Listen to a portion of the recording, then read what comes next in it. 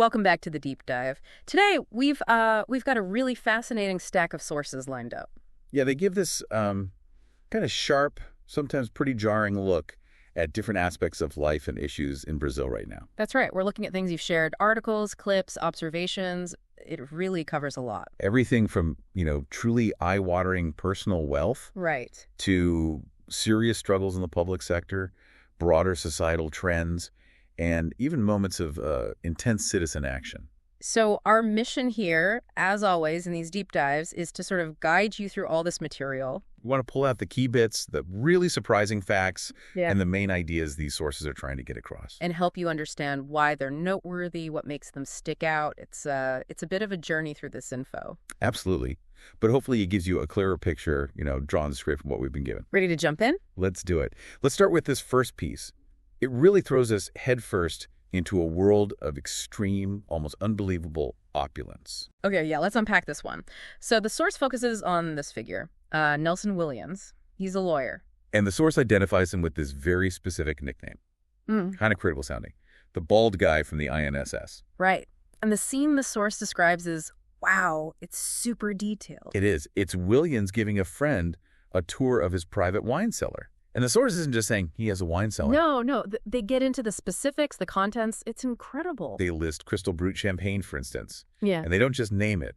They put a price tag on it, around $5,000 a bottle, according to the source. 5,000 Reais a bottle. And it's not like he has one or two. Okay. The source mentions piles, even boxes that wouldn't fit inside the cellar itself. Then it gets into the real collector stuff. Things like Petrus, Oh, yeah. which the source prices at, get this, are $60,000 per bottle. 60,000. Romanée Conti are $35,000 a bottle. Chateau Margaux are $12,000. And then they mention one they actually call cheaper. Cheaper. What's cheaper in this context? Grand Cru, Oh, $8,000 a bottle. 8,000 is the cheap one. Wow. Okay. And it's the scale, too. The source points this out very clearly. They count 100 bottles of that R$5,000 crystal. So that's quick math. 500,000 Reais just in that champagne. Exactly. Or $500,000.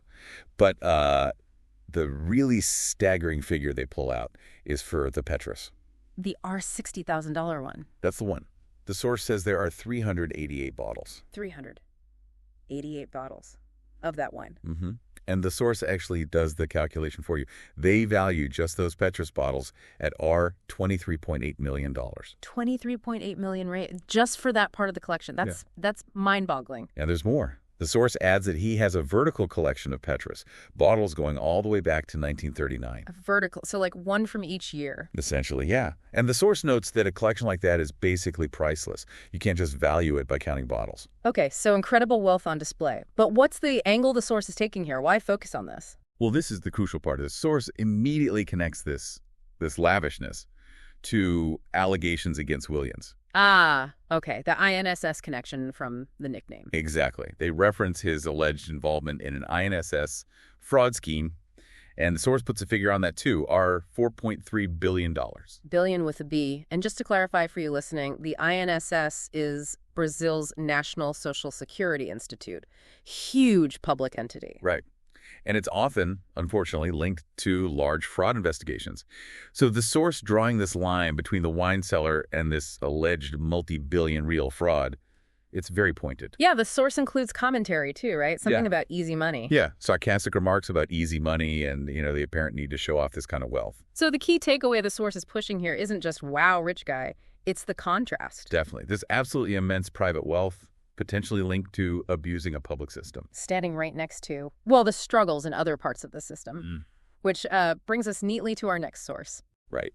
A really dramatic shift in gears here. This next piece looks at the financial health, or lack thereof, of another key public service in Brazil. Yeah, and this picture drawn from the source material is, well, it's pretty grim. It's about Correios, Brazil's national postal service. Think USPS, but for Brazil. Exactly. And according to the source, Correios reported a loss of $1.7 billion.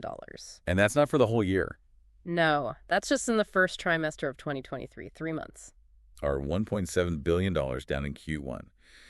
And the source gives some important context here. They say this is the worst financial performance for Correios since 2017. So not just a one-off bad quarter. Apparently not. The source notes this is the 11th trimester in a row that they've lost money. 11 consecutive quarters of losses. Wow. And they add that 9 of those 11 losing trimesters happened under the current president, Fabiano Silva. The source also compares it to the previous year, right, to show the trend. Yes, that our $1.7 billion loss in Q1 2023. The source states it's 115% bigger than the deficit in the same period of 2022, which was $801 million. So the losses are actually getting worse, accelerating, according to this data. That's what the numbers suggest. Now, Correios itself, in a note mentioned by the source, apparently didn't give specific reasons for this massive loss. But they said things are okay. They stated, according to the source, that operational continuity for 2023 is assured, but the source also mentions reports of cash flow concerns around that time, and that there was a change in the financial director early in 2023. So maybe some hints of underlying turbulence. And the commentary in the source around this, it's quite critical, isn't it? Very.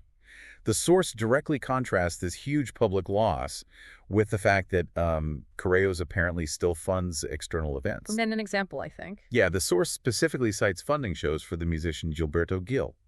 The implication from the source is pretty clear. How can you justify that spending when you're losing billions? It's a sharp critique of their priorities. So yeah, you've got this picture, staggering private wealth, potentially linked to system abuse, right alongside massive losses in a vital public service like the post office. It's quite the juxtaposition. Okay, so maybe let's shift from finance to how some of these sources view broader societal trends.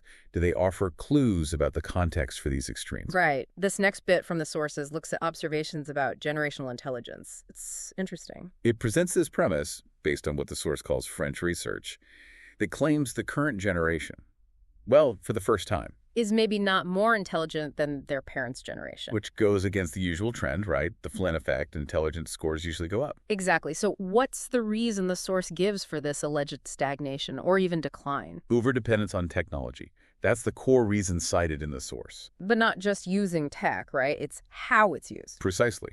The source suggests it fosters passive consumption. Endless scrolling, watching videos, reacting, laughing. But less active creation, less transforming information, less inventing things. That's the argument presented. Lots of intake, not much output or deep processing. And one source uses a pretty harsh term for some young Brazilians they see as easily influenced. Yeah, they use the term bostielras. It's clearly dismissive.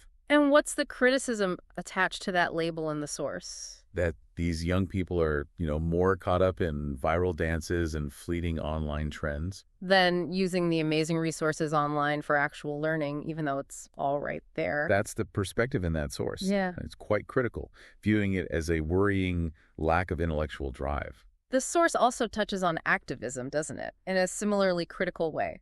Briefly, yes. Yeah. It shows an example of activists eating grass as a protest against meat consumption. And the source's reaction. Pretty sarcastic. Yeah. Dismissive, basically questioning the intelligence or the effectiveness of that kind of protest, framing it as, well, kind of ridiculous. So the overall picture from these sources seems to be pointing towards a perceived decline in maybe critical thinking or purposeful action, contrasting it with, well, what they see as online fluff or ineffective gestures. And that actually leads us quite naturally into a broader analysis from another source clip. This one talks about a more systemic issue in Brazil. Yeah, framed through this idea of cultural hegemony. Right. The core argument presented in this source is that you can dominate a country not just with armies, but by controlling its culture. How? By controlling the stories, the narratives, the information people get. And this source identifies 3 main pillars they claim are used to control these narratives, and therefore the people. First up, the media. Which the source alleges manipulates information and protects its allies. Second pillar, according to the source, schools and universities. The claim there is that professors are actively indoctrinating students starting from a young age. And the third pillar they name is entertainment. Artists, musicians, actors. The source suggests they're often selling prepackaged ideas, certain discourses, rather than promoting original thought. And the source argues this wasn't accidental. It was built deliberately over decades. They use the phrase law by law, verba by verba. Meaning funding decision by funding decision, essentially. Yeah. Building the system piece by piece. Exactly. And to illustrate how they believe this system protects itself, The source uses a very high-profile example. The case of Lula, right. Yes. The source points out he was convicted for corruption by 2 different courts. They mention documented proof, testimonies. But then what happened, according to the source? Well, the source highlights that the STF Brazil Supreme Court annulled those charges. On what grounds? The source calls them technicalities, and this annulment is what allowed him to run for and become president again. So the source presents this as a prime example of the system protecting its own, even against convictions. That's the interpretation offered in the source material, and they connect this alleged systemic protection directly to the country's finances. They cite a huge tax collection figure, $680 billion this year. Yeah, a massive amount. But the source asserts that this money doesn't primarily fund, say, hospitals or schools. Where does it go then, according to them? It largely sustains what they call an inefficient, corrupt machine, a system whose main goal, in their view, is just self-preservation, protecting itself and those within it. And the argument is that this isn't some abstract problem happening far away. No, the source contends it hits you directly. It affects the price of your groceries, your daily expenses, because money is being wasted or siphoned off. And the root cause, as diagnosed by the host in that source clip, is pretty fundamental. Yeah, the source host argues the basic problem is that people in Brazil tend to prioritize their own personal benefit over what's good for the country as a whole. And they suggest this starts really small, really young. Right. That source host believes it begins in childhood, with little acts of cutting corners or what they frame as early forms of bribery or corruption.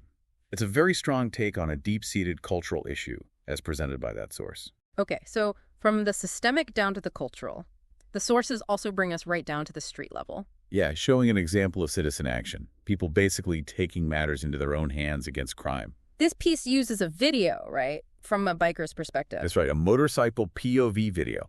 It shows bikers chasing down a thief who apparently snatched a phone and is trying to get away on a bicycle. You really feel the intensity in the description from the source, the chase, the shouting. And then the key moment, one of the bikers nudges the thief's bike, causing him to fall. Exactly.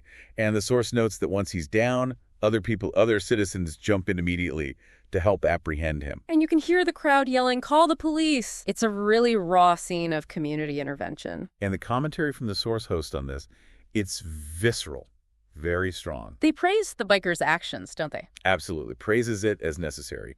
Frames it as basically people having to step up because the state isn't providing enough security.